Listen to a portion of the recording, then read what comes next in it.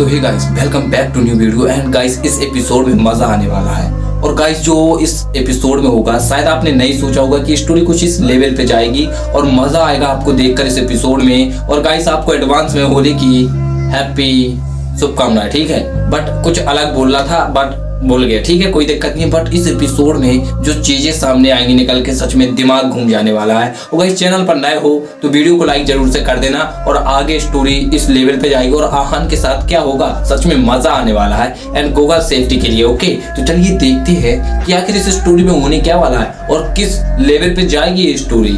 तो चलिए देखते हैं, लेट्स डू। आहान अपनी रिसर्च में बहुत बिजी होता है। उसे कोई अंदाजा नहीं होता कि बाहर क्या हो रहा है। वो अपने दिमाग में एक फ्रेम बनाता है जिसके बेसिस पर वो अपना मूव तैयार करेगा। 8 दिन बीत जाते हैं पर आहान तुषार के मैसेज पर कुछ रिएक्ट नहीं करता है। इसलिए सबको लगता है कि आहान डर गया है और वो चैलेंज एक्सेप्ट नहीं करेगा। जब बाहर की दुनिया में ये सब बातें चल रही थी, तब तुषार अपनी पुश्तैनी जमीन पर बने घर से निकल गया था। इतने सालों में ये दूसरी बार था जब वो पहाड़ पर से नीचे आ रहा था। नीचे आने के बाद तुषार आउटस्कर्ट्स पर बने अपने विला में आ गया। यहाँ दीवान फैमिली के पावरफुल लोगों ने उसे पर्सनली वेलकम किया। वेलकम के बाद तुषार, फरहान और दीवान फैमिली के spokes person Yogesh study room में आ गए। यम्मा, तुम्हारा वेस्ट लेक जाने का क्या प्लान है? तुम आन के रिस्पॉन्स का वेट करोगे या फिर प्लान के अकॉर्डिंग कल वेस्ट लेक चले जाओगे? वेस्ट लेक वो जगह थी जहां पर आहान और तुषार के बीच में फाइट होने वाली थी। ये योगेश ने पूछा। मैंने आहान के बारे में जो सुना था वो सब बकवास था। सब उसे younger generation of martial arts में नंबर 1 फाइटर मानते हैं, पर मुझे लगता है कि वो ये टाइटल डिजर्व नहीं करता है। वो बस एक डरपोक है जो मेरा चैलेंज एक्सेप्ट नहीं कर रहा है। तुषार ने योगेश के सवाल का साफ साफ जवाब नहीं दिया, बल्कि आहान को नीचा दिखाना शुरू कर दिया। मास्टर तुषार, मुझे तो लगता है कि आहान में कोई खास स्ट्रेंथ है ही नहीं। उसने आपसे डरकर अपना मुंह छिपा लिया है। आप तो क्या, उस आहान को तो मैं भी हरा सकता हूँ, फरहान ने कहा। यगमान, अगर आहान ने आपके चैलेंज को एक्सेप्ट नहीं किया तो आप क्या करेंगे? आपके दादाजी ने आपसे क्या करने को कहा है? योगेश ने पूछा। आहान का फाइट के लिए आना जरूरी था क्योंकि रायजादा फैमिली ने दीवान फैमिली से आहान को मारने की डील की थी। अगर आहान की मौत फाइट के दौरान हो जाएगी तो कोई भी तुषार से कोई सवाल नहीं करेगा, लेकिन अगर तुषार ने आहान को फाइट से बाहर मारने की कोशिश की तो फिर उनकी भी प्रॉब्लम क्रिएट हो सकती है। ऐसे में दीवान फैमिली और रायजादा फैमिली दोनों से ही क्वेश्चन किए जाएंगे। इस वक्त योगेश तुषार का प्लान भी जानना चाहता था। अगर आहान ने जवाब नहीं दिया तो फिर मैं उसे फाइट करने के लिए मजबूर करूंगा, तुषार ने कहा। तुषार की बात से साफ पता लग रहा था कि वो जब तक आहान को मार नहीं देता वो चैन से नहीं बैठेगा। मतलब? योगेश ने पूछा। अंकल, मैंने दादाजी से बात कर ली है। अगर आहान इस फाइट के लिए नहीं माना तो फिर मैं उसे फाइट के लिए मजबूर करूंगा। मैं आहान की पत्नी को फरहान की मेड बनाऊंगा, तुषार ने कहा। हाँ, हमने ये पता लगा है कि आहान अपने रिश्तों को लेकर बहुत पॉजिटिव है। ऐसे में अगर उसे पता चला कि हम उसकी पत्नी को अच्छे से ट्रीट नहीं कर रहे हैं तो फिर वो हमें ढूंढता हुआ जरूर आएगा। तब मास्टर तुषार उस पर अटैक करेंगे, फरहान ने कहा। फिर को ये बहुत अच्छा प्लान है, योगेश ने कहा। हाँ, जब वो अपनी छोटी शान में अपनी पत्नी को बचाने आएगा तब मैं उस पर ऐसा अटैक करूंगा कि उसे काउंटर अटैक करने का मौका ही नहीं मिलेगा, तुषार ने कॉन्फिडेंटली कहा। अगर ऐसा हो गया फिर तो हम सारी प्रॉब्लम से बच जाएंगे, योगेश ने कहा। आहान को भले ही रायजादा फैमिली से निकाल दिया गया था, पर फिर भी उसके पास बहुत एक्सटर्नल सपोर्ट था। अगर कोई भी आहान को धोखे से मारने की कोशिश करता तो सब लोग अपनी सारी एनर्जी और रिसोर्सेज लगाकर उसके कातिल को ढूंढने की कोशिश करते। इस वक्त गीत अपने हाउसकीपर शिवेश के साथ वेस्ट लेक पहुंच गई थी। गीत, मैं तो कहता हूँ कि हमें वापस चलना चाहिए। आहान खुद यहाँ नहीं आया है तो हम क्यों आए हैं यहाँ? मुझे नहीं लगता कि आहान ये चैलेंज एक्सेप्ट करेगा, शिवेश ने कहा। शिवेश अंकल, मैंने पता किया है, आहान इस वक्त ब्लू स्टोर ट्रेनिंग में है। और उसे इस चैलेंज के बारे में कुछ पता नहीं है। जब उसे पता चलेगा तब वो जवाब जरूर देगा। गीत ने कहा। गीत आहान को जानती थी, इसलिए वो सीधा वेस्टलेक आ गई थी। वो जानती थी कि आहान ऐसा कुछ नहीं करेगा जिससे उसे फाइट अवॉइड करनी पड़े। पर गीत, अभी तो आहान का कुछ पता ही नहीं है ना, और परसों आपकी इम्पोर्टेंट मीटिंग है। अगर आहान फाइट के लिए नहीं आया तो आपका यहाँ आना भी वेस्ट हो जाएगा और बिजनेस मीटिंग भी नहीं हो पाएगी। शिवेश ने कहा। अंकल, इस वक्त मुझे किसी बिजनेस मीटिंग से कोई लेना देना नहीं है। इस वक्त मेरे लिए सबसे ज्यादा जरूरी आहान है। गीत ने कहा। ठीक है, फिर मैं आपके साथ यही रुकता हूँ। देखते हैं उसमें ऐसा क्या है जो पूरा मार्शल आर्ट वर्ल्ड सब छोड़ के इस फाइट के बारे में बात कर रहा है, और आप भी अपना बिजनेस छोड़ने के लिए तैयार हैं। शिवेश ने कहा। वेस्ट लेक पर जो नेशनल होटल था वो उसके 3 साइड लेक थे। ये होटल बहुत बड़ा था और उसका एनवायरनमेंट और आर्किटेक्चर बहुत खूबसूरत था। फाइट के बारे में बहुत लोग जानते थे, इसलिए सब लोग वहां पर आ गए थे। मार्शल आर्ट वर्ल्ड लीडर्स के अलावा अंडरग्राउंड वर्ल्ड के पावरफुल लोग भी वहां पर आ गए थे। एक आदमी इस वक्त होटल के लॉन में वॉक कर रहा था। उसके साथ मिलिट्री इंस्ट्रक्टर भी था। ये आदमी अभय जोशी था। उसे वेस्टर्न साइड का अंडरवर्ल्ड किंग भी कहा जाता था। अभय सर, ये वेस्टलेक लोगों को बहुत टाइम से पसंद है। सब लड़ने यहाँ आना ही पसंद करते हैं, मिलिट्री ऑफिसर ने कहा। अभय ने उसकी बात पर मुस्कुराकर एग्री कर लिया। तभी अभय के पास एक कॉल आया। कॉल अश्मित का था, जो अंडरग्राउंड वर्ल्ड का बहुत बड़ा गुंडा था। Good morning Ashmit. कॉल उठाने के बाद अभय ने कहा। गुड मॉर्निंग अभय साहब, कैसे हैं आप? अश्मित ने कहा। मैं ठीक हूँ, आप कैसे हैं? अभय ने पूछा। अपुन भी बिल्कुल मस्त मजे में है। अपुन ने सुना है कि तुम वेस्टलेक पहुंच गया। अश्मित ने कहा। हाँ, तुम्हें मेरी पूरी खबर है। कहीं तुमने मेरे पीछे जासूस तो नहीं लगा दिए हैं? अभय ने कहा। अरे नहीं अभय साहब, अपुन में ऐसा करने की हिम्मत अभी नहीं आई है, अश्मित ने कहा और हंसने लगा। उसके बाद उसने बिना बात घुमाए फिराए अभय से पूछा। अभय साहब, जितना अपुन जानता है, आहान ने अब तक कोई जवाब नहीं दिया है, फिर भी आप वहां पहुंच गए। आपके पास कोई अंदर की खबर है क्या? अपुन तो आपका ही आदमी है, अपने को कोई दागते भड़कती खबर दो ना, अश्मित ने कहा। तुम ज्यादा सोच रहे हो। अरे मेरे पास कोई अंदर की खबर नहीं है, अभय ने कहा। क्या साहब, अगर आपके पास कोई खबर नहीं है तो फिर आप कितना जल्दी वेस्टलेक काय को पहुंच गया? अश्मित ने कहा। मेरे पास कोई अंदर की खबर नहीं है और ना ही मुझे पता है कि आहान चैलेंज एक्सेप्ट करेगा या नहीं, और मेरे दिल ने कहा है कि मुझे फाइट के लिए यहाँ आना चाहिए, इसलिए मैं आ गया, अभय ने कहा। अगर ऐसी बात है तो अपुन भी आपके पास आ रहा है। आप किधर रुके हुए हैं? अश्मित ने पूछा। वेस्टलेक नेशनल होटल, अभय ने कहा। जब से आहान ने गैम्बलिंग जीती थी और गैंगटॉक में तबाही मचा कर आया था, तब से सबकी नजर आहान पर थी। अंडरवर्ल्ड के लोग आहान को जानना चाहते थे, इसलिए वो इस फाइट के लिए वेस्टलेक पहुंच गए थे। फाइट का रिजल्ट भले ही कुछ भी हो, इन सब लोगों के लिए आहान को जानना जरूरी था ताकि वो आगे उसकी मदद ले सके। वेस्टलेक मनाली के पास ही था और बहुत खूबसूरत था। वहां पर लोग अक्सर घूमने आते थे। अब भी वेस्टलेक पर बहुत सारे लोग थे। वहां पर बहुत भीड़ थी। इतने बड़े वेस्टलेक में और इतने लोगों के बीच मैं आहान को कहाँ ढूंढूं? आहान और तुषार की फाइट आखिर होने कहाँ वाली है? हिमानी भी वेस्टलेक पहुंच गई थी और आहान को ढूंढ रही थी। उसे समझ नहीं आ रहा था कि वो आहान को कहाँ ढूंढे। अगर उसके पास आहान की एग्जैक्ट लोकेशन नहीं होगी तो वो आहान को कभी नहीं ढूंढ पाएगी। इधर उधर कंफ्यूजन में घूमते घूमते वो एक मे आई हेल्प काउंटर के पास पहुंची। सर, क्या आप मुझे बता सकते हैं कि मार्शल आर्ट कंपटीशन कहाँ होने वाला है? हिमानी ने परेशान होते हुए वहां के ऑफिसर से पूछा। Martial art competition? ऑफिसर ने हैरानी होते हुए पूछा। हाँ, एक मार्शल आर्ट फैमिली का सक्सेसर और आहान रायजादा के बीच में एक मार्शल आर्ट फाइट होने वाली है, हिमानी ने समझाया। Martial art fight? Young lady, आप बहुत सारी नॉवेल्स पढ़ती हैं शायद। यहाँ पर कोई फाइट नहीं होने वाली, आपको गलतफहमी हुई है।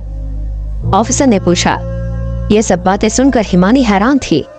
उसे समझ नहीं आ रहा था कि वो अब क्या करेगी। तभी उसे वहां पर कुछ लोग जाते हुए दिखे जिन्होंने मार्शल आर्ट यूनिफॉर्म पहनी हुई थी। हिमानी को अब इतनी समझ तो आ गई थी कि मार्शल आर्टिस्ट कैसे दिखते हैं, इसलिए वो उन लोगों के पीछे जाने लगी। उनके पीछे भागते भागते हिमानी एक बोर्डिंग गेट के पास आ गई जो कि सील था। बोर्डिंग गेट पर बहुत सिक्योरिटी थी और स्टाफ वहां पर पेट्रोलिंग कर रहा था। जिसे भी शिप में चढ़ना था उसे आइडेंटिटी कार्ड दिखाना जरूरी था। सब लोग वहां पर स्ट्रिक्ट ऑर्डर मेंटेन कर रहे थे। हिमानी जिनके पीछे आ रही थी उन्हें ये सब पता था, इसलिए उन्होंने स्टाफ को अपना आइडेंटिटी कार्ड दिखाया और शिप बोर्ड कर ली। शिप में बहुत सारे लोग थे जिन्होंने मार्शल आर्ट यूनिफॉर्म पहनी हुई थी। हिमानी को वहां क्लूलेस खड़ा देखकर एक स्टाफ मेंबर वहां आया और पोलाइटली हिमानी से कहा, मैम ये जगह आज टूरिस्ट के लिए बंद है, आप कहीं और जाकर व्यू एंजॉय कीजिए। दरअसल मैं यहाँ अहान रायजादा और तुषार दीवान के बीच में होने वाले फाइट को देखने आई हूँ, हिमानी ने कहा। अच्छा, मार्शल आर्टिस्ट के अलावा यहाँ पर बाकी जो लोग भी आना चाहते हैं उन्हें मार्शल आर्ट अलायंस ने गेस्ट आईडी कार्ड दिया है, क्या आप मुझे गेस्ट आईडी कार्ड दिखा सकती हैं? स्टाफ ने कहा। Guest ID card? मेरे पास कोई कार्ड नहीं है, पर मैं अहान रायजादा की दोस्त हूँ, हिमानी ने कहा। सॉरी मैम, मैं आपको बिना आईडी कार्ड के अंदर जाने नहीं दे सकता, पर अगर आप अहान रायजादा की दोस्त है तो आप यहाँ इंतजार कर सकती है। जब वो आएंगे तब आप उनके साथ अंदर जा सकती हैं, स्टाफ ने कहा। अच्छा ठीक है, थैंक यू, हिमानी ने कहा और वहां से जाने लगी। मैम, तभी स्टाफ ने उसे पीछे से रोका। यस, हिमानी ने कहा। क्या आप सच में अहान की दोस्त हैं? स्टाफ ने पूछा। हाँ, हिमानी ने कहा। तो फिर क्या आप ये बता सकते हैं कि अहान फाइट के लिए आएगा या नहीं? उन्होंने आपको कुछ बताया है? स्टाफ ने पूछा। नहीं, अहान ने मुझे कुछ बताया नहीं है, पर वो यहाँ जरूर आएगा, हिमानी ने कहा। ये जो लोग आए हैं सब इसी उम्मीद में आए हैं कि अहान जरूर आएगा, पर अगर अहान नहीं आया तो सबकी उम्मीद टूट जाएगी और वो खुद एक मजाक बन जाएगा, और स्टाफ ने कहा और sarcastically स्माइल करने लगा। इसके बाद उसने हिमानी से कोई सवाल नहीं पूछा और वहां से चला गया। हिमानी वहीं पर खड़ी रही। देखने से समझ नहीं आ रहा था कि वो अंदर जाने का मौका ढूंढ रही है या फिर अहान का इंतजार कर रही है। क्या अहान को इस फाइट के बारे में पता चल जाएगा? तुषार पहाड़ों से उतरकर अपने विला में आता है। वहाँ पर योगेश को अहान को फाइट के लिए बुलाने के लिए दूसरा प्लान बताता है। सब बड़े लोग वेस्ट लेक पहुँच गए हैं और फाइट का इंतजार कर रहे हैं। हिमानी भी वहाँ पहुँच जाती है। अरे देखो, रेंजर फेस सेक के लीडर मास्टर अंकल आ गए हैं। उसे स्टाफ मेंबर ने जब एक आदमी को कुछ लोगों के साथ आते हुए देखा तब तुरंत चिल्लाया। वो अंगद की आइडेंटिटी जानता था, इसलिए उसका दिल जोर से धड़कने लग गया था। वो भागकर अंगद के पास गया और उसने कहा, हेलो मास्टर अंगद, मैं यहाँ स्टाफ मेंबर हूँ। इतना सुनकर अंगद के आदमी जब आगे बढ़े तो वो स्टाफ मेंबर ने कहा, मास्टर, स्पेशल रीजन की वजह से फाइट सील एरिया में होगी, तो आप शिप पे जाना पसंद करेंगे या फिर कुछ देर बाहर व्यू एंजॉय करेंगे? हमें अंदर जाना है, अंगद ने कहा।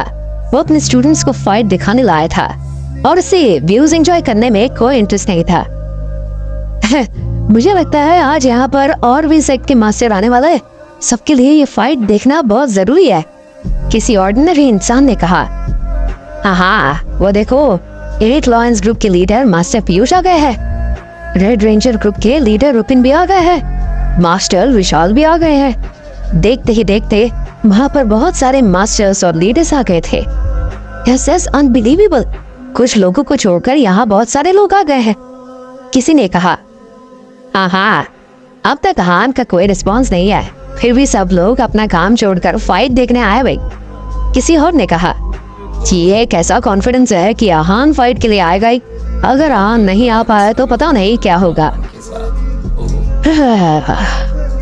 एक आदमी ने आह भरते हुए कहा, हम सब यहाँ आ गए हैं, अब अगर वो लड़का अहान नहीं आया तो पता नहीं क्या होगा। पीयूष ने कहा, आप बहुत ज्यादा सोच रहे हैं मास्टर पीयूष, भले ही हम उस लड़के को जानते नहीं है और मिले नहीं है, पर मुझे लगता है कि वो जरूर आएगा।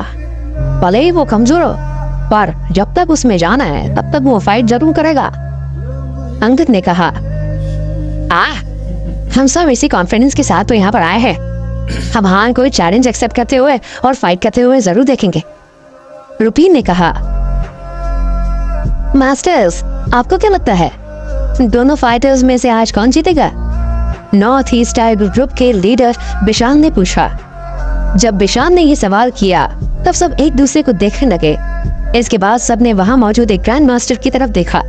उन्होंने भी जवाब नहीं दिया और मुस्कुराने लगे। उन्हें भी नहीं पता था कि आज के मैच में क्या होने वाला है। फिरोज आया है, कोई बाहर से चिल्लाया। फिरोज वॉर अलायंस और मार्शल आर्ट अलायंस के बहुत ही एस्टीम्ड मेंबर थे, इसलिए वो वहां पर कुछ लोगों के साथ आए थे। फिरोज के साथ मार्शल आर्ट अलायंस के डेप्यूटी चीफ और उसका असिस्टेंट भी थे। ये क्यों आया है? विशाल ने पूछा।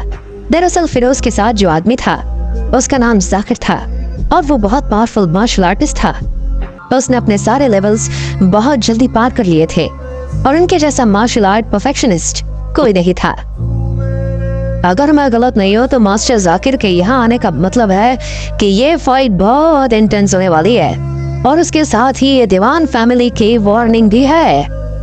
अंगद ने कहा, आप ऐसा क्यों कह रहे हैं? उसके स्टूडेंट ने पूछा। अंगद की बात से वो ये समझ गया था कि वो वहां पर आहान को सपोर्ट करने आए हैं, पर क्यों ये उसे समझ नहीं आया था। आहान का वॉर अलायंस से बहुत गहरा रिश्ता है, अंगद ने कहा। आहान ने जो गैंगटॉक में किया था उस वजह से? पीयूष ने पूछा। सिर्फ उसकी वजह से नहीं, और भी कारण है, अंगद ने कहा और मुस्कुराने लगा। Elder Firoz, master Zakir. जब वो लोग वहां से गुजर रहे थे तब सब रेस्पेक्टफुली उन्हें ग्रीट करने के लिए खड़े हो गए। फिरोज और जाकिर ने भी स्माइल के साथ उन्हें ग्रीट किया और फिर उनसे बात करने लगे। एल्डर फिरोज, तुषार यहाँ पर कब आएगा? विशाल ने पूछा। मेरी दीवान फैमिली के स्पोक्स पर्सन से बात हुई थी, उन्होंने बोला कि वो दोपहर तक आ जाएंगे, तो फिर शायद आते ही होंगे। फिरोज ने कहा। दीवान फैमिली आ गई है, अचानक से अंगद ने कहा। उसने दीवान फैमिली के हेड धर्म और तुषार को शिप में चढ़ते हुए देख लिया था। जब वो शिप में आए तो फिरोज ने कहा, मिस्टर धर्म, बहुत वक्त बाद मुलाकात हुई है। फिरोज, मिलकर अच्छा लगा, धर्म ने कहा और फिरोज से हाथ मिलाया। इसके साथ सब एक दूसरे से मिले और सब ने एक दूसरे को बहुत अच्छे से ग्रीट किया। इसके बाद धर्म ने फिरोज से कहा, फिरोज, अब जब तुम यहाँ आए हो तो इसका मतलब आहान भी मेरे पोते से लड़ने यहाँ जरूर आएगा। हम सब तो यहाँ आ गए हैं, पर वो अब तक नहीं आया है। उसके भाव ज्यादा ही बड़े हैं क्या? अंगद ने अनफ्रेंडली टोन में कहा। आहान का तो अब तक कोई जवाब ही नहीं आया है, वो खुद कहाँ से आएगा? पीयूष ने कहा। ये बातें सुनकर फिरोज को बहुत बुरा लग रहा था। उनके चेहरे की हंसी चली गई थी। हम सब यहाँ है, इसका मतलब यह है कि हमें कहीं न कहीं विश्वास है कि आहान फाइट करने आएगा, फिरोज ने भारी आवाज में कहा। उससे कोई फर्क नहीं पड़ता है, किसी ने कहा। फर्क तो पड़ता है, हमें विश्वास है कि आहान जरूर आएगा। उसके एटीट्यूड को अब तक तो सब समझ गए हैं, वरना आप लोग कोई दूसरा कारण बता दे यहाँ आने का। फिरोज ने कहा। वो सबको एहसास दिलाना चाहता था कि सब वहाँ आहान की वजह से ही आए हैं। जब से आप वॉर अलायंस के हेड बने हो, आपके तेवर बदल गए हैं। अब आप बेझिझक अपने मन की बात बोल देते हो और डरते नहीं हो, अंगद ने कहा। इसके बाद फिरोज ने कोई जवाब नहीं दिया, बस डिसअपॉइंटमेंट में गर्दन हिलाने लगा। सब आहान का या उसके मैसेज का इंतजार कर रहे थे। कुछ देर बाद वहां पर अभय और अश्मित भी आ गए। सूरज ढलने लगा था, पर अब भी आहान का कुछ पता नहीं था। जब बहुत वक्त गुजर गया था तब तुषार ने कहा, लगता है वो ऐसे नहीं आएगा, मुझे प्लान बी एग्जीक्यूट करना ही पड़ेगा। इतना बोलने के बाद उसने अपना फोन निकाला और फरहान को कॉल किया। फरहान, हाँ, मुझे नहीं लगता कि वो लूजर यहाँ आएगा, तुम अपना काम शुरू करो, तुषार ने कहा। ओके मास्टर तुषार, जैसा आप चाहते हैं वैसा ही होगा, फरहान ने कहा। फरहान ने अपने साथी से कहा, मास्टर तुषार के ऑर्डर्स आ गए हैं, let's go. Okay. Farhan Shanaya fight back करने की कोशिश करेगी, तुम केयरफुल रहना, उसे हर्ट मत करना और गलती से मार मत देना। फरहान के साथी ने कहा, डोंट वरी, वो मेरे सामने मच्छर के बराबर है, मैं उसे मारना चाहूँ तो एक झटके में मार सकता हूँ, और मुझे खुद को कंट्रोल करना आता है, मैं उसे खरोच भी नहीं आने दूंगा। फरहान ने कहा। इसके बाद दोनों मयूर के विला पर पहुंचे। उन्हें जो इन्फॉर्मेशन मिली थी उसके हिसाब से शनाया इस वक्त मयूर के विला में थी, पर उन्हें यह नहीं पता था कि आहान भी यहीं पर कल्टीवेशन में बिजी है। इस वक्त मयूर के विला में शनाया, मयूर, नेत्थी, तरुण और देवांश और उसके भाई बहन एक प्राइवेट एरिया के बाहर खड़े इंतजार कर रहे थे। शनाया को आहान की फाइट के बारे में कल ही पता चला था, इसलिए वो तुरंत आ गई थी। आहान कल्टीवेशन में बिजी था, इसलिए वो उससे नहीं मिल पाई थी। तभी शान बाहर से भागते हुए आया और उसने कहा, देवाल भैया, मुझे अभी अभी न्यूज मिली है कि वेस्ट लेक पूरी तरह से लोगों से पैक्ड है। मार्शल आर्ट वर्ल्ड के आधे से ज्यादा लोग वहां पर पहुंच चुके हैं और यंग मास्टर का इंतजार कर रहे हैं। क्या इतने लोग वहां पर आ गए? देवांश ने हैरान होते हुए कहा। शान की बात सुनकर सब लोग हैरान थे। अगर मैं जाकर आहान को जगाऊं तो? जब कोई कुछ नहीं समझ पा रहा था तब शनाया ने कहा। इस वक्त आहान को जो सबसे ज्यादा करीब थी वो शनाया ही थी। वेट, तरुण ने अचानक से कहा और शनाया को रुकने का इशारा किया। मैंने अभी देखा, आहान जिस स्टेज पर है हम उन्हें डिस्टर्ब नहीं कर सकते, वो इमाम स्टेट में पहुंच गए। तरुण ने कहा, इमाम स्टेट? इमाम स्टेट? ये सुनकर सब हैरान थे। कोई भी तरुण की बात समझ नहीं पा रहा था। सबके कंफ्यूज शक्लें देखकर तरुण ने समझाया, जब हम अनइंटेंशनली एक लेवल पर पहुंच जाता है तब हमारा माइंड इमाम स्टेट में चला जाता है। ऐसे में अगर हमने उन्हें डिस्टर्ब किया तो उनका पोटेंशियल और एबिलिटी इफेक्ट हो जाए। यह उनके इनर स्ट्रेंथ और क्यूआई के लिए बिल्कुल ठीक नहीं है। इस वक्त उनका पूरा ध्यान इस अनइंटेंशनल लेवल के ऊपर होना चाहिए, तब वो इस लेवल को अपने बॉडी में एक्यूमुलेट कर पाएंगे। इस स्टेट में पहुंचना मार्शल आर्टिस्ट का सपना होता है, पर बहुत कम मार्शल आर्टिस्ट का ये सपना पूरा हो पाता है। आहान बहुत स्पेशल है। तरुण ने अपनी बात पूरी की। ठीक है, फिर आहान को कोई डिस्टर्ब नहीं करेगा। शनाया ने फैसला लिया और सबके सामने बोल दिया। किसी को भी शनाया के फैसले पर कोई ऑब्जेक्शन नहीं था। वो आहान के सबसे करीब थी। इसके अलावा शनाया ने जो फैसला लिया था वो आहान की भलाई के लिए था, इसलिए किसी को ऑब्जेक्ट करना ठीक नहीं लगा। 2 घंटे बीत गए। किसी ने नहीं सोचा था कि आहान इतने वक्त तक अपने कल्टीवेशन से बाहर नहीं आएगा। आहान अब तक अपने इमर्स स्टेट में ही था। तभी मयूर के पास एक कॉल आया। कॉल पर बात करते वक्त उसके चेहरे पर अजीब सा एक्सप्रेशन था। फोन रखने के बाद उसने सबको इन्फॉर्म किया। डैड का कॉल था। उन्होंने बताया कि मार्शल आर्ट वर्ल्ड के सारे लोग और दीवान फैमिली वहां आ गए हैं और ब्रदर आहान का इंतजार कर रहे हैं। ऑलरेडी 4 बज गए हैं। अगर अब हमने ब्रदर आहान को नहीं जगाया तो फिर हम वक्त पर वहां नहीं पहुंच पाएंगे। ये सुनकर सब ने शनाया की तरफ देखा और फैसले का इंतजार करने लगे। शनाया ने टाइम देखा, 4:20। शनाया ने कुछ सोचा और फिर कहा, तरुण, हम सब अंदर जाएं उससे पहले क्या आप अंदर जाकर आहान को जगाएंगे? उन सब लोगों में सबसे स्ट्रांग तरुण था।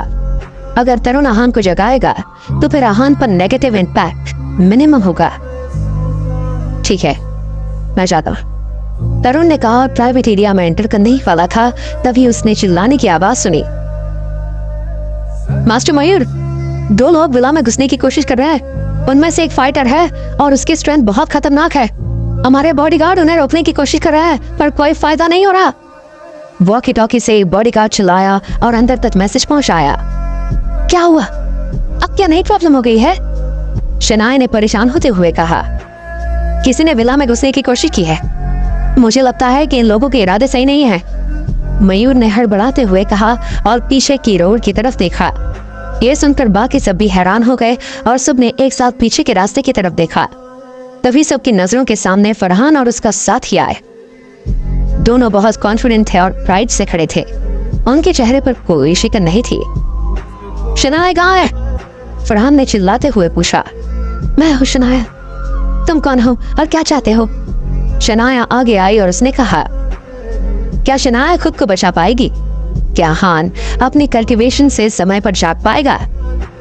वेस्ट लेक पर सारे मास्टर्स, बड़े बड़े लोग और फिरोज पहुंच जाते हैं और सब अहान का इंतजार कर रहे हैं। जब अहान बहुत देर तक नहीं आता तब तुषार प्लान बी एग्जीक्यूट करने का फैसला करता है और फरहान के साथ मयूर के विला में पहुंचता है, जहां पर शनाया और बाकी लोग अहान के इमर्स स्टेट से बाहर आने का इंतजार कर रहे हैं। शनाया कहाँ है? फरहान ने चिल्लाते हुए पूछा। उसने वहां मौजूद सब लोगों को अच्छे से घूरा और शनाया पर आकर उसकी नजरें रुक गई। मैं हूँ शनाया। तुम दोनों कौन हो और क्या चाहते हो? जब शनाया ने देखा कि वो उसे घूर रहा है तो वो आगे आई और फरहान ने कहा, मैं फरहान हूँ, मास्टर तुषार का स्टूडेंट। फरहान ने एरोगेंटली कहा, और मेरा नाम सुयश है, मैं तुषार भैया का छोटा भाई हूँ। फरहान के साथ जो आया था उसने कहा, शनाया तुम उस लूजर अहान की वाइफ हो, इसलिए तुम्हें मेरे मास्टर के दिए चैलेंज के बारे में पता ही होगा। अब वो चैलेंज एक्सेप्ट नहीं कर रहा है तो फिर तुम्हें उसकी सजा भुगतनी पड़ेगी। मेरे मास्टर का ऑर्डर है कि मैं तुम्हें अपनी मेड बनाऊं और चाहे कुछ भी हो जाए मैं अपने मास्टर का ऑर्डर टाल नहीं सकता। फरहान ने कहा, वैसे भी मेरी मेड बनकर रहना उस लूजर की वाइफ बनकर रहने से ज्यादा अच्छा है। कम से कम तुम्हें एक लूजर के साथ तो नहीं रहना पड़ेगा। फरहान ने कहा और हंसने लगा।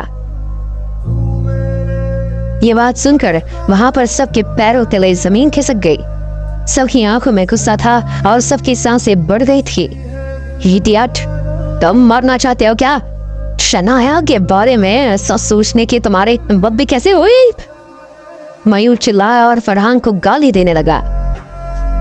वैसे तो यहाँ पर सिर्फ शनाया को लेने आया हूँ, पर अगर किसी ने ज्यादा नाटक किया तो मैं उसे जान से मार दूंगा, इसलिए मेरे सामने ज्यादा उड़ने की जरूरत नहीं है। फरहान ने कहा। मयूर के गुस्से से उसे जरा भी फर्क नहीं पड़ रहा था। ये दुनिया वैसे नहीं चलती जैसा तुम चाहते हो। इस दुनिया में रहने के कुछ रूल्स हैं और जो उन्हें तोड़े तो उन्हें अच्छा सबक भी सिखाया जाता है। तो तुम या तुम्हारे मास्टर तो क्या, अगर दीवान फैमिली के हेड भी कुछ गलत करेंगे तो मार्शल आर्ट अलायंस उन्हें जरूर सबक सिखाएगी। इसलिए ये रूल्स तोड़ने की गलती मत करो। जब फरहान अपने औरा से वहां पर एनवायरनमेंट को टेंस कर रहा था तब तरुण आगे आया और उसने रूखी आवाज में कहा।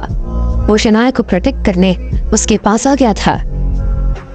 मेरे लिए सिर्फ वही रूल्स मैटर करते हैं जो मेरे मास्टर ने मेरे लिए सेट किया है, और इस वक्त मेरे लिए ये ऑर्डर है कि मैं शनाया को अपनी मेड बनाऊं, जो मैं करके रहूंगा। फरहान ने कहा। फरहान सिर्फ अपने मास्टर की तारीफ कर रहा था और उसके लिए उसका मास्टर ही नंबर 1 था।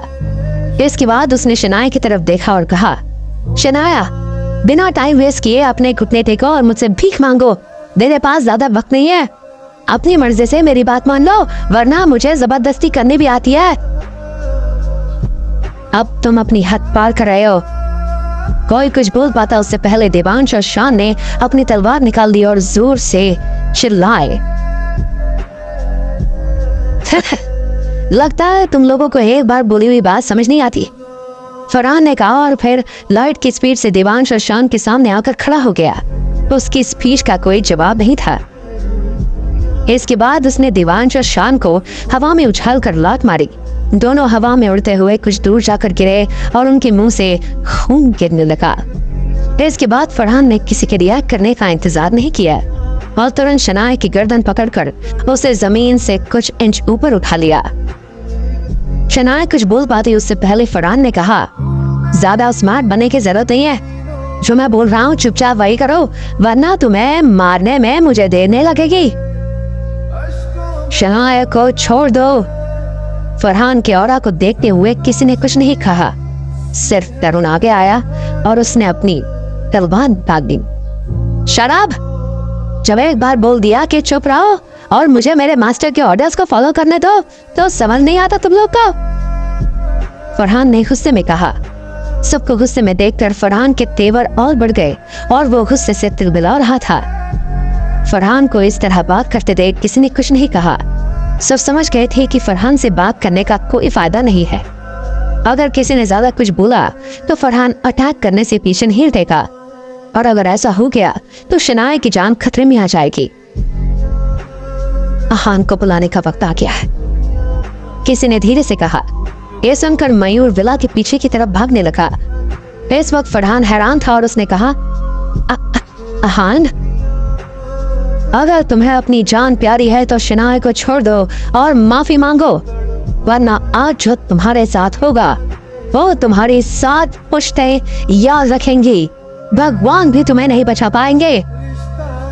अहान ने चिल्लाते हुए कहा। तभी वहां पर सबको एक परछाई नजर आई। अहान लॉन की दीवार फांदते हुए आ रहा था। उसकी स्पीड लाइट से तेज थी। उसकी आंखों में गुस्सा था और डर किसी चीज का नहीं था।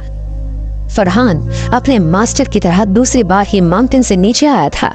तो उसे सेक्युलर वर्ल्ड में कैसे रहा जाता है इसका अंदाजा नहीं था। उसके लिए मार्शल आर्ट वर्ल्ड ही सब कुछ था। उसे रिस्पेक्ट करना और ऑर्डिनरी लोगों को ट्रीट करना नहीं आता था। इसलिए उसे नहीं पता था कि उसे शनाया के साथ ऐसा नहीं करना चाहिए था। इससे पहले फरहान शनाया के साथ कुछ कर पाता, वहां पर अहान पहुंच गया। अहान अपने इमर्स स्टेट से बाहर आ गया था। अपनी स्ट्रॉन्ग लिसनिंग पावर की वजह से उसे हॉल में हो रही बातें सुनाई दे रही थी। उसने फरहान की दी हुई धमकी सुन ली थी और वो तुरंत बाहर आ गया था। इस वक्त अहान ने ब्रोकन रिवर एंड माउंटेन के साथ अपना दूसरा मूव भी मास्टर कर लिया था। जब वो दीवार कूद कर आया तब उसने देखा कि किसी ने शनाया को गर्दन से उठाया है और वहां पर देवांश, तरुण और बाकी सब भी खड़े थे। अहान को समझ नहीं आ रहा था कि शनाया वहां पर क्या कर रही थी, पर उसे इस हालत में देखकर उससे बहुत गुस्सा आ रहा था। अहान की आवाज सुनकर सबकी आंखों में चमक आ गई। सब एक साथ चिल्लाए, Ahaan, young master, brother Ahaan. इस वक्त फरहान और सुयश शॉक में थे। उन्हें समझ नहीं आ रहा था कि अहान यहाँ क्यों था। उन्हें अहान के वहां होने की कोई खबर नहीं थी। उन दोनों के मन में बहुत सारे सवाल चल रहे थे।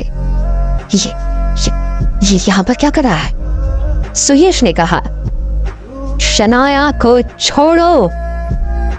जब फरहान और सुयश अपने सवालों के बारे में सोच रहे थे तब अहान ने कहा। फरहान ने सबकॉन्शियसली हाथ छोड़ दिया और फिर शनाया जमीन पर गिर गई। वो तुरंत उठकर खड़ी हुई और उसने अपने आप को संभाला। इसके बाद वो भाग कर अहान के पास आ गई। मेरे एब्सेंस में यहाँ पर क्या चल रहा था? अहान फरहान को घूर रहा था, पर सवाल मयूर से कर रहा था। कल्टीवेशन में जाने से पहले वहां सिर्फ मयूर था और उसे ही पता था कि अहान क्लोज डोर कल्टीवेशन में चला गया है।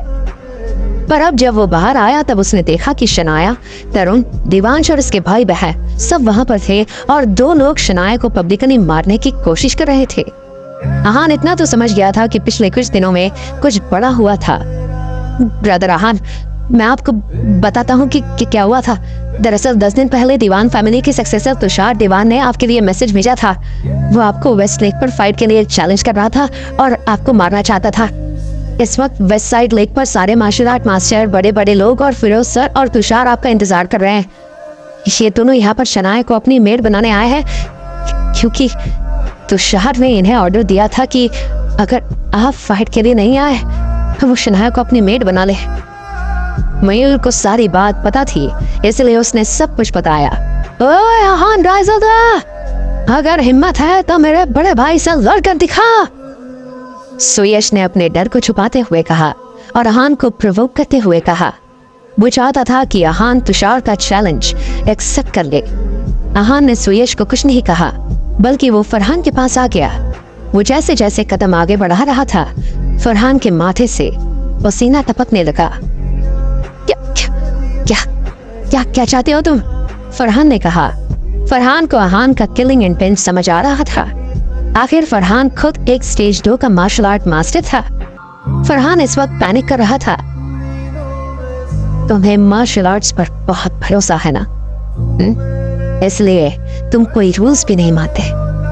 अब मैं तुम्हें रूल्स तोड़ने का नतीजा बताता हूँ, अहान ने कहा। इसके बाद अहान फरहान के एकदम सामने आ गया और उसने हवा में उछालकर फरहान की छाती पर लात मारी। फरहान की लेफ्ट साइड के रिब्स में क्रैक आने की आवाज आई और वो कुछ मीटर दूर जाकर गिरा। फरहान के मुंह से खून बहने लगा और देखते ही देखते उसकी सांसें धीमी पड़ने लगी। एट लास्ट फरहान ने अपनी आखिरी सांस ली और वहीं पर मर गया। ये सीन देखकर सुयश बहुत डर गया और लंबी सांसें लेने लगा।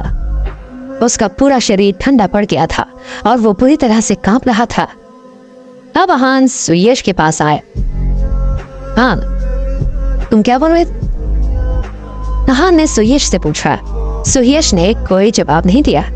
उसके जुबान से सारे वर्ड्स जैसे गायब हो गए थे। जितना मैं समझ पा रहा हूँ तुम्हारे दीवान फैमिली को लगता है कि मैं ये चैलेंज एक्सेप्ट नहीं करूंगा क्योंकि मैं डर गया हूँ। तो तुम्हें बता देता हूँ कि मैं किसी से नहीं डरता। तुम्हारे भाई से लड़ने से पहले मैं तुमसे शनाए को हर्ट करने का बदला लूंगा, अहान ने कहा और सुयश को घुटने पर अटैक किया। सुयश के दोनों घुटने एक साथ क्रैक हुए और वो जमीन पर बैठकर चिल्लाने लगा। सुयश में इतनी पावर नहीं थी कि वो अहान से लड़ सके और ना ही उसमें इतनी स्ट्रेंथ थी कि वो अहान का ये अटैक सहन कर पाए, इसलिए वो फेंट होने लगा। मयूर, अपने डैड को कॉल करो, उनसे कहो कि सबको बता दे कि मैं आ रहा हूँ। 3 घंटे के अंदर मैं उस तुषार दीवान की जान लूंगा, अहान ने मयूर से कहा और एक हाथ से फरहान और दूसरे हाथ से सुयश को घसीटते हुए कार की तरफ जाने लगा। मयूर ने जब अपने पिता को कॉल किया तो उनका कॉल नहीं लग रहा था। ब्रदर, उनका कॉल नहीं लग रहा है। मैं मास्टर अतुल को कॉल करता हूँ, वो भी वहीं पर है, देवांश ने कहा। कोई जरूरत नहीं, जो होना होगा वहां चलकर हो जाए, अहान ने बिना पीछे मुड़े कहा। ओके, देवांश ने कहा। लेट्स गो, अहान ने कहा। जाने से पहले उसने मुड़कर शनाए को देखा। इसके बाद उसने सबको चलने का इशारा किया। सब कार्स में बैठकर वेस्ट लेक की तरफ रवाना हुए। वेस्ट लेक में भीड़ बढ़ती ही जा रही थी। सील्ड एरिया की तरफ अब भी चेकिंग बहुत स्ट्रिक्ट थी। सब लोग अहान का इंतजार कर रहे थे। बहुत लोगों का पेशेंस अब खत्म हो गया था और वो एक दूसरे से अहान के आने के बारे में सवाल कर रहे थे। बहुत लोगों ने फिरोज से सवाल किया पर उन्हें भी कुछ नहीं पता था। मयूर के पिता से भी सवाल किए गए पर उनके पास भी कोई जवाब नहीं था। सब बस अहान के वहां आने की उम्मीद की वजह से अभी भी इंतजार कर रहे थे। अहान के वहां पहुंच जाने पर कैसा हंगामा होगा। फरहान शनाया को अपनी बेट बनाने आता है। अहान अपने कल्टीवेशन से बाहर आता है और फरहान को जान से मार देता है। इसके साथ ही वो सुयश के पैर भी तोड़ देता है। इसके बाद अहान बाकी सबके साथ वेस्ट लेक के लिए निकलता है। मुझे नहीं लगता अहान अब आएगा, वो डर गया है, रुपिन ने कहा।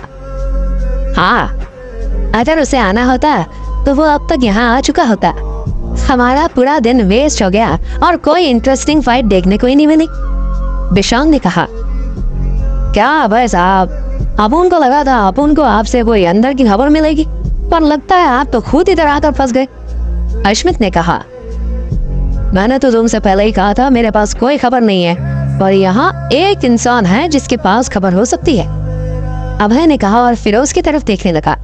मेरी तरफ ऐसे देखने का कोई फायदा नहीं है, मैं भी बस उम्मीद के सहारे ही यहाँ पर हूँ। अब अहान आएगा या नहीं ये बात तो सिर्फ वही जानता है, फिरोज ने कहा। मिस्टर वर्मा, आपका बेटा तो अहान का दोस्त है ना, आपको भी कुछ नहीं पता क्या, अभय ने पूछा। हाँ, आप ही उसको कॉल कर लो ना, वो बता देगा कि अहान इधर लड़ने को आएगा ही नहीं, अश्मित ने कहा। अहान को अगर आना होगा तो वो बिना फोन कॉल के भी आ जाएगा, और अगर नहीं आना होगा तो हम चाहे कितने भी कॉल कर ले वो नहीं आएगा, मोहन वर्मा ने रूखी आवाज में कहा। उसकी ऐसी टोन सुनने के बाद किसी ने कुछ नहीं कहा। सबका अंदाजा था कि फाइट बहुत वायलेंट होने वाली है, इसलिए फाइट का एरिया पूरी तरह से सील था। वहां पर 3 शिप्स थी। एक शिप पर जहां फाइट होने वाली थी वहां पर मार्शल आर्ट मास्टर्स, दीवान फैमिली और वॉरियर्स थे। बाकी 2 शिप्स पर हाई प्रोफाइल लोग और कुछ ऑर्डिनरी ऑडियंस थे। सब जगह पर बस अहान की बात और उसका इंतजार ही चल रहा था। धर्म, दीवान और योगेश ये सब देख रहे थे। उनके चेहरे पर परेशानी साफ नजर आ रही थी। दीवान फैमिली के लिए ये फाइट बहुत इम्पोर्टेंट थी और उसके 2 रीजन थे। पहला रीजन ये था कि वो मार्शल आर्ट वर्ल्ड में अपना नाम वापस जमाना चाहते थे, और दूसरा ये कि उनकी रायज़ादा फैमिली से आहान को मारने की डील हुई थी। केबिन में जाओ और तुषार से पता करो कि आखिर चल क्या रहा है, धर्म ने योगेश से कहा। धर्म को प्लान बी के बारे में पता था, इसलिए वो उसके एग्जीक्यूट होने का इंतजार कर रहा था। यस सर, योगेश ने कहा और तुषार के केबिन की तरफ चला गया। इस वक्त तुषार किसी गहरी सोच में था। फरहान को गए काफी वक्त हो गया था और उसे अभी तक कोई मैसेज नहीं मिला था। तुषार, क्या हुआ? तुमने फरहान को प्लान बी के लिए बोल दिया था ना? योगेश ने पूछा। हाँ, तुषार ने कहा। तो फिर क्या मैसेज आया? योगेश ने पूछा। अब तक कोई मैसेज नहीं है, तुषार ने कहा। तुषार को इस वक्त बहुत चिंता हो रही थी। उसके कैलकुलेशन के हिसाब से अब तक तो फरहान को शनाया के साथ यहाँ आ जाना चाहिए था। मैं सुयश को कॉल करता हूँ, तुषार ने कहा और अपना फोन निकाला। कुछ कार्स एक के पीछे एक वेस्ट लेक की तरफ आ रही थी। सबसे आगे जो कार थी उसमें देवांश ड्राइव कर रहा था और आहान पैसेंजर सीट पर बैठा हुआ था। बैक सीट पर सुयश आंखें बंद करके बैठा था और उसके साइड में फरहान की डेड बॉडी थी। पूरी कार में खून की अजीब सी स्मेल थी। अचानक से सुयश का फोन वाइब्रेट होने लगा। सुयश ने अपनी आंखें खोली और फोन हाथ में लिया। जरूर तुम्हें दीवान फैमिली से फोन आया होगा, आहान ने कहा। हाँ, सुयश ने कहा। इससे पहले वो फोन उठा पाता, आहान ने अपना हाथ पीछे किया और फोन मांगा। सुयश ने बिना कुछ बोले फोन आहान के हाथ में दे दिया। सुयश, क्या सिचुएशन है? तुम लोग अब तक आए क्यों नहीं हो? कॉल रिसीव होते ही तुषार ने सवाल किया। उसकी आवाज में डिससैटिस्फैक्शन था। सिचुएशन ये है कि एक आदमी मर चुका है और दूसरा अपनी हड्डियां तड़वा कर बैठा है, आहान ने बहुत कामली कहा, जैसे वो कोई नॉर्मल सी बात बोल रहा था। अनजान आवाज सुनकर तुषार की आंखें बड़ी हो गई। उसके मुंह से सीधा निकला, तुम कौन बोल रहे हो? तुम्हारा बुरा वक्त, आहान ने कहा। हाँ? तुषार इस वक्त पूरी तरह से शॉक में था। उसे तुरंत समझ आ गया था कि ये कोई और नहीं बल्कि आहान रायज़ादा था। हालांकि उसे समझ नहीं आ रहा था कि सुयश का फोन आहान के पास कैसे और फरहान और सुयश आहान से कहां पर मिले थे। पर बात करने की टोन से तुषार समझ गया था कि ये आहान ही था। जब तक तुषार इस शॉक से बाहर आया तब तक आहान फोन रख चुका था। क्या फोन पर आहान था? योगेश ने पूछा। योगेश ने दोनों के बीच की बात भी सुनी थी और तुषार के बदले एक्सप्रेशन भी देखे थे, इसलिए उसने पूछा। हाँ, आहान रायज़ादा ही था, तुषार ने कहा। उसकी आंखें गुस्से से लाल हो गई थी और वो जल्द से जल्द आहान को मारना चाहता था।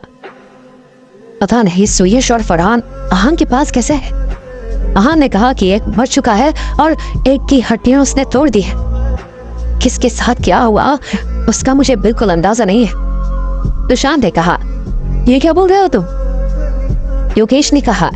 सच कह रहा हूँ, वो हमारी दीवान फैमिली को चैलेंज कर रहा है, मैं उसकी जान ले लूंगा, तुषार ने कहा। चल कर देखते हैं, योगेश ने कहा। दोनों केबिन से बाहर निकल गए। इस वक्त आहान, शनाया और बाकी सब के साथ वेस्ट लेक पहुंच गया था। दूर से कुछ कार्स आते देख सबका ध्यान उसी तरफ आ गया था। देखो, इतनी सारी कार्स आ रही हैं, क्या आहान आ गया? किसी ने कहा। कार्स रुकी और आहान कार से बाहर निकला। सबका ध्यान इस वक्त आहान पर ही था। मुझे विश्वास नहीं हो रहा है कि आहान आ गया है। फाइनली आहान रायज़ादा आ गया है। सब लोग कब से इसी का तो इंतजार कर रहे थे। मैंने कहा था ना कि आहान जरूर आएगा। तो उसकी पर्सनालिटी ऐसी नहीं है कि वो चैलेंज से डरकर मुंह छुपा ले। सब आहान को देखकर बहुत एक्साइटेड हो गए थे। सब लोग आहान के बारे में बात करने लगे। अचानक से इस शो से धर्म का ध्यान भी आहान की तरफ आ गया। आहान को उसने सिर्फ तस्वीर में देखा था और अपने सामने पहली बार देख रहा था। उसे देखकर धर्म के चेहरे पर भी मुस्कान आ गई। आहान ने फाइनली चैलेंज एक्सेप्ट कर लिया था। मेरा पुत्र इसे आसानी से मार देगा। धर्म ने मन ही मन में कहा और मुस्कुराने लगा। अचानक से धर्म के चेहरे की हंसी गायब हो गई। उसने देखा कि अहान कार की बैक सीट से फरहान और सुयश को बाहर निकाल रहा है। दोनों के शरीर पर खून था। फरहान की बॉडी में कोई मूवमेंट नहीं थी और सुयश बुरी तरह से कांप रहा था। ये सीन देखकर धर्म समझ गया था कि जब ये दोनों शनाया को लेने गए थे तब ये अहान से मिले। शनाया को बचाने के लिए अहान ने इन दोनों का ये हाल कर दिया था। धर्म को एहसास हुआ कि फरहान मर चुका है। ये सिर्फ धर्म ने नहीं देखा बल्कि जो पहले शिप में थे उन सब ने देखा था। ये क्या हो रहा है? अहान किन दोनों को यहाँ लेकर आया है पता नहीं, पर उन दोनों के शरीर पर खून के निशान है। दोनों बुरी तरह से इंजर्ड हैं। शिप पर लोगों ने आपस में बात करना शुरू किया। बाकी दोनों शिप्स दूर थी, इसलिए उन लोगों को कुछ साफ नजर नहीं आ रहा था। उन्हें बस ये पता था कि अहान आ गया है। इसके बाद अहान ने फरहान और सुयश को उठाया और सील एरिया के एंट्रेंस की तरफ बढ़ा। शनाया और बाकी सब भी उसके साथ ही थे। अब बहुत लोगों को नजर आ रहा था कि फरहान की आंखें बंद थी और उसका चेहरा नीला पड़ गया था। सब जान गए थे कि फरहान अब इस दुनिया में नहीं रहा। You worthless human being! मेरे दीवान फैमिली के लोगों के साथ तुमने ये क्या किया है? धर्म ने कहा। धर्म की बात सुनकर सब हैरान थे। अब तक वो नहीं जानते थे कि अहान इन्हें उठाकर लाया था, पर धर्म की बात सुनकर वो समझ गए थे कि ये दोनों दीवान फैमिली के लोग हैं। अहान ने धर्म की बात पर कोई ध्यान नहीं दिया और वहां मौजूद लोगों से कहा, मैं यहाँ लेट आया उसके लिए सबसे माफी मांगता हूँ। मैंने इतने दिनों तक कुछ रिस्पॉन्ड नहीं किया था क्योंकि मुझे इस फाइट के बारे में पता नहीं था। मैं पिछले 10 दिनों से क्लोज डोर कल्टिवेशन में था। मैंने कोई जवाब नहीं दिया, इसलिए दीवान फैमिली ने सोच लिया कि मैं डर गया हूँ। मुझे चैलेंज एक्सेप्ट करवाने के लिए उन्होंने इन 2 लोगों को मेरे सिक्लूजन की जगह पर भेजा था और शनाया को अपनी मेड बनने के लिए फोर्स किया। जब शनाया नहीं मानी तो इन लोगों ने उसके साथ जबरदस्ती की और मेरे 2 दोस्तों पर भी अटैक किया। अहान ने सबके सामने अपने साइड की स्टोरी बताई। ये तो दीवान फैमिली की हद हो गई। उन्हें अहान को यहाँ बुलाने के लिए ये सब नहीं करना चाहिए था। ये लोग तो मार्शल आर्ट रूल्स के खिलाफ जाने के लिए तैयार हो गए। ऐसा एरोगेंस भी किस काम का है? सब लोग दीवान फैमिली के अगेंस्ट बोलने लगे। धर्म भी कुछ बोल नहीं पाया क्योंकि अहान ने जो कहा था वो सच था। अहान रायज़ादा, तुम्हें जिंदा नहीं छोड़ूंगा। तुषार भी केबिन से डेड पर आ गया था।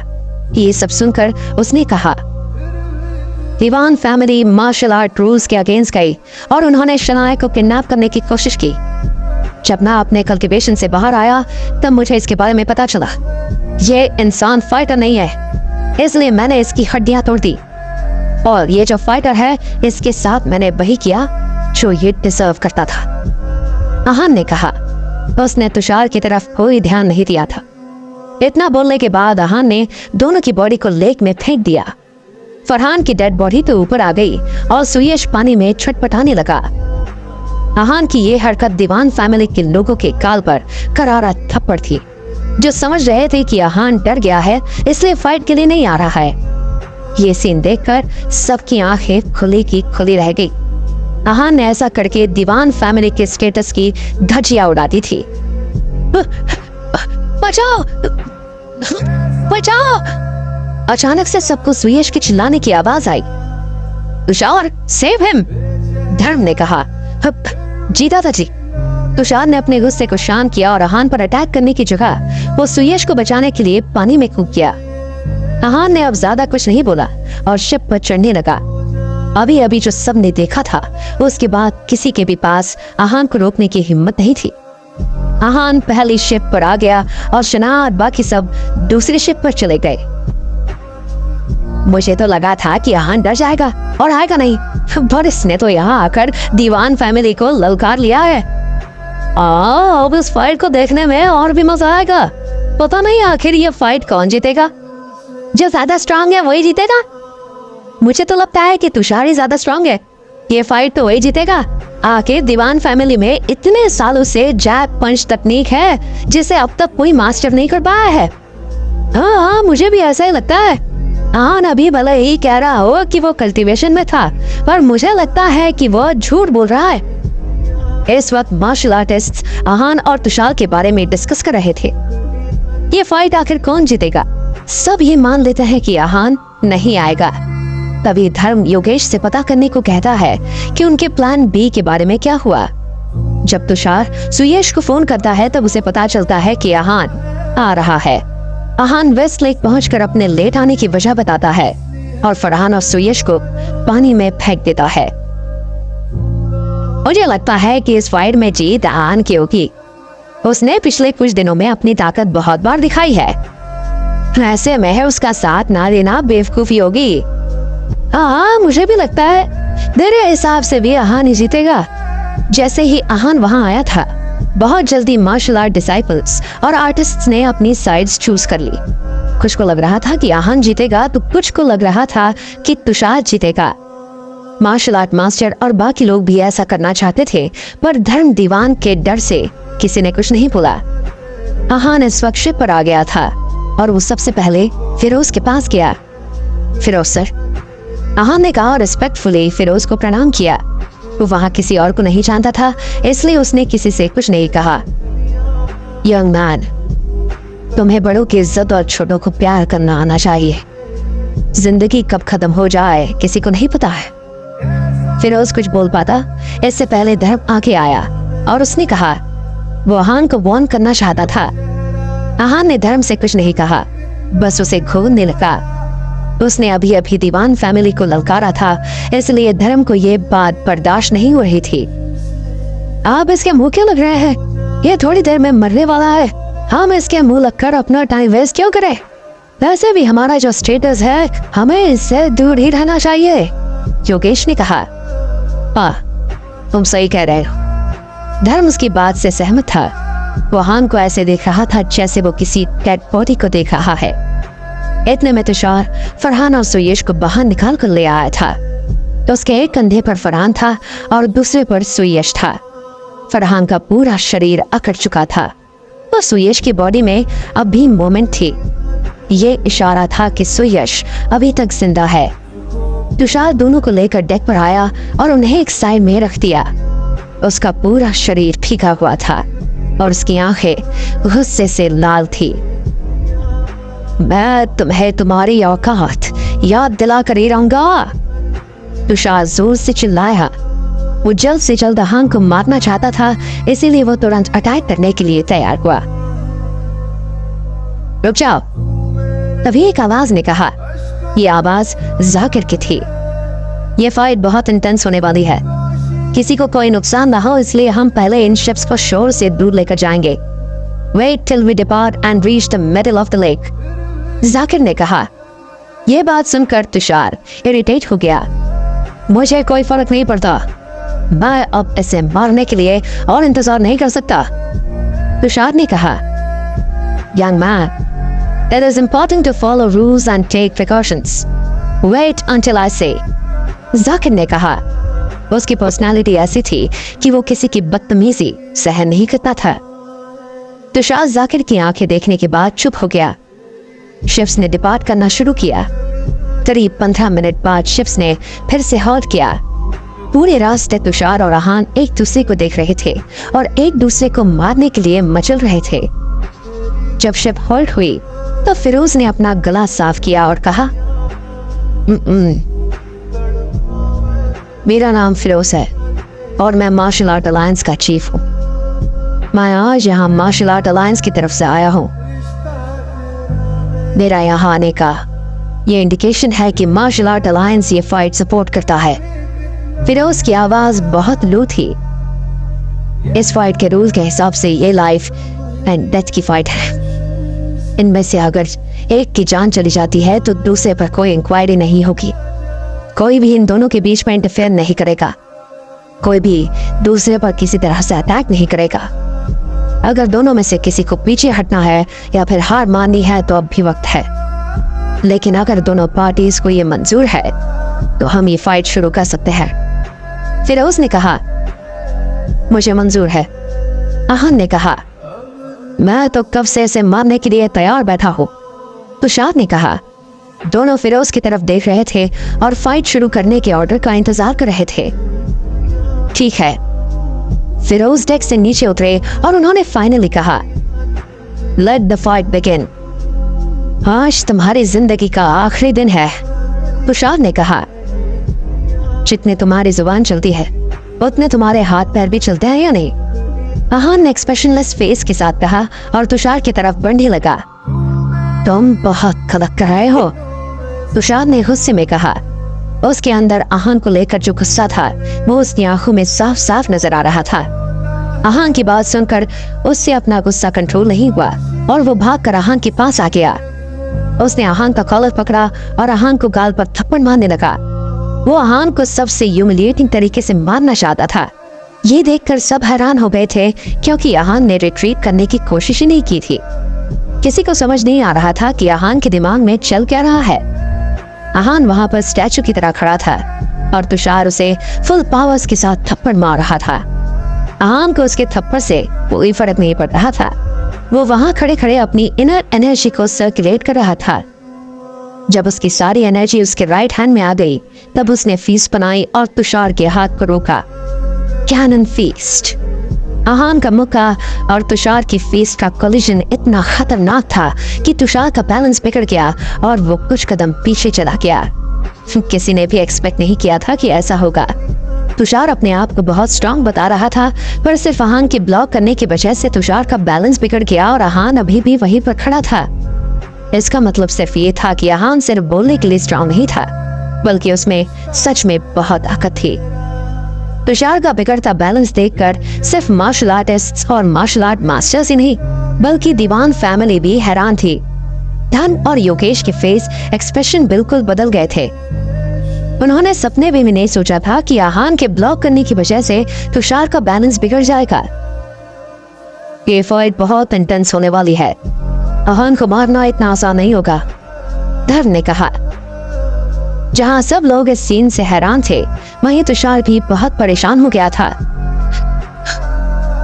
मैंने नहीं सोचा था कि मॉडर्न मार्शल आर्ट्स भी इतना पावरफुल है, तुषार ने कहा। तुषार ने हमेशा से एंशिएंट ट्रिक्स और टेक्निक्स की यूज की थी, इसलिए वो मॉडर्न मार्शल आर्ट्स के बारे में ज्यादा नहीं जानता था। एक डिफेंस मूव की वजह से तुषार का बैलेंस बिगड़ गया था और उसका हाथ सुन्न हो गया था। ये देखकर मयूर और बाकी लोग बहुत एक्साइटेड हो गए। Wow brother Aahan, just kill him, Mayur ने चिल्लाते हुए कहा। यह सुनकर देवांश और बाकी सब भी चीयर करने लगे। Yes, kill him, kill him. सबकी बातें सुनकर तुषार का खून खोलने लगा।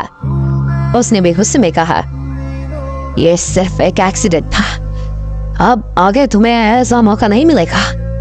तुषार का किलिंग इंटेंट और भी ज्यादा इंटेंस होता जा रहा था। वो आहान की स्ट्रेंथ को अभी तक डिनाई कर रहा था। बातों में कम और फाइट में ज्यादा ध्यान लगाओ, आहान ने कहा। थोड़ा सा एडवांटेज मिलते ही आहान का कॉन्फिडेंस बूस्ट हो गया। इतना बोलते ही आहान फिर से शेर की तरह तुषार की तरफ बढ़ा और उसने द 8 लायंस ग्रुप का फेमस पाम स्ट्राइक यूज किया और तुषार के सर पर मारा। पहले तुषार आहान को बहुत ह्यूमिलेटिंग तरीके से मारना चाहता था और अब आहान भी तुषार को वैसे ही मारना चाहता था। अपने सर पर पावरफुल बैंग झेलने के बाद तुषार को और गुस्सा आया और उसने आहान को एक मूव में मारने का फैसला कर लिया था। मैं तुम्हें आज सिर्फ जान से मारूंगा नहीं, बल्कि तुम्हें पूरी तरह ह्यूमिलिएट करके मारूंगा, तुषार ने कहा और आहान पर अटैक करने के लिए हवा में उसे उछाला। तुषार ने अपना पंच तैयार किया, पर आहान ने वक्त रहते डॉज कर लिया, इसलिए वो पंच जमीन पर लगा और आहान साइड हो गया। आहान ने सार्कास्टिकली कहा। वो तुषार को गलती करने के लिए प्रोवोक कर रहा था। अब तुषार ने केयरलेसनेस छोड़कर सीधा दीवान फैमिली का फेमस जैप पंच यूज करने का फैसला किया। जैप पंच बहुत साल पहले दीवान फैमिली के ग्रैंड मास्टर ने इन्वेंट किया था। इसमें सिर्फ इंडियन मार्शल आर्ट्स ही नहीं, बल्कि चाइनीज मार्शल आर्ट्स की तकनीक भी यूज होती थी। ये पंच सिर्फ आहान के अटैक्स को ब्लॉक नहीं करेगा, बल्कि तुषार की स्पीड बढ़ा देगा। आहान ने जैसे ही तुषार पर अटैक किया, तुषार ने अपना जैप पंच यूज किया और उस अटैक को ब्लॉक किया। ये ब्लॉक इतना पावरफुल था कि अब आहान का बैलेंस बिगड़ गया और वो कुछ कदम पीछे चला गया। वहीं तुषार एक ही जगह पर खड़ा रहा। यहाँ पर वही हुआ जो पहले हो चुका था, पर बस अब कैरेक्टर्स बदल गए थे। बिना किसी की रिएक्शन के वेट किए और बिना तुषार को खुश करने का वक्त दिया, आहान तोप के गोले की तरह तुषार की तरफ भागा और उस पर अटैक किया। आहान ने तुषार को अपना अगला मूव करने का बिल्कुल वक्त नहीं दिया था, पर तुषार डॉज करने के लिए तैयार था। उसने आहान के पंच को अपनी हथेली से ब्लॉक किया और अपनी बॉडी को राइट साइड की तरफ झुका लिया। इसके बाद उसने अपनी इनर एनर्जी को सर्कुलेट करना शुरू किया और अब उसके दोनों हाथों में जैब पंच की ताकत थी। आहान को एहसास हो गया था कि तुषार कोई डेडली मूव करने वाला है, इसलिए उसने अपने बॉडी को स्वॉक पोजीशन में किया और अपने पैर से तुषार की लोअर बॉडी पर अटैक किया। आहान ने यहाँ पर स्वीप फीट टेक्निक यूज की थी। ये तुषार की समझ के परे था, फिर भी उसने उछलकर अपने आप को बचा लिया था। लोग बहुत ही इंटरेस्टिंग फाइट देख रहे थे। कोई समझ नहीं पा रहा था कि आखिर इस फाइट का रिजल्ट क्या होगा। एक पल में तुषार के पास एडवांटेज होता था तो दूसरे ही पल आहान के पास अपर हैंड होता था। बस बहुत हो गया, तुषार जोर से चिल्लाया। उसमें आहान को मारने की बेचैनी बहुत ज्यादा बढ़ गई थी। उसने फिर से जैब पंच का इस्तेमाल करने का फैसला किया। इस बार तुषार ने अपनी पोजीशन बदली और आहान पर अपनी पूरी इनर स्ट्रेंथ के साथ अटैक किया। इस बार तुषार का अटैक वेस्ट नहीं हुआ। आहान को डॉज करने का वक्त नहीं मिला और उसका बैलेंस बिगड़ गया। आहान के अटैक की स्पीड भी कम हो गई थी और तुषार को वक्त मिल गया।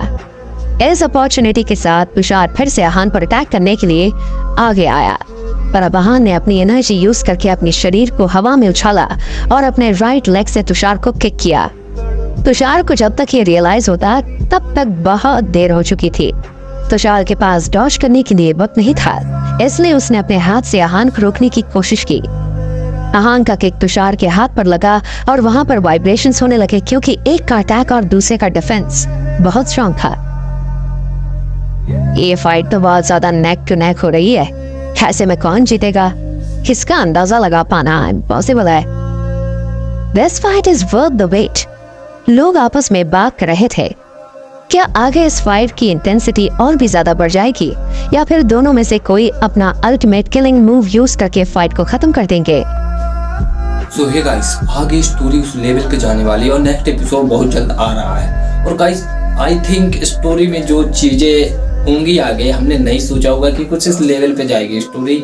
तो गाइस चैनल पर नए हो तो सब्सक्राइब कर लेना अगर आगे की स्टोरी देखनी है। एंड आगे हम कुछ नेक्स्ट लेवल ही लाने वाले स्टोरी, तो प्लीज यार सेकंड चैनल को जाके यार सब्सक्राइब करो, जो कि यार चैनल में देख रहा है यार, आप लोग सब्सक्राइब नहीं कर रहे। प्लीज उस चैनल को जाके सब्सक्राइब करो, उस पर हमारा एक गाना बहुत जल्द आने वाला है। तो प्लीज यार लाइक करना यार, सब्सक्राइब करना चैनल को यार, इस वीडियो को यार लाइक कर दो यार, शेयर करना। तो चलिए मिलते हैं नेक्स्ट एपिसोड में, क्योंकि नेक्स्ट एपिसोड उस लेवल पे जाएगा जो शायद हमने नहीं सोचा होगा और कुछ ऐसी चीजें हमें देखने को मिलेंगी जो कि आपके और हमारे हार्ट को टच कर जाएंगे और मजा आ जाएगा।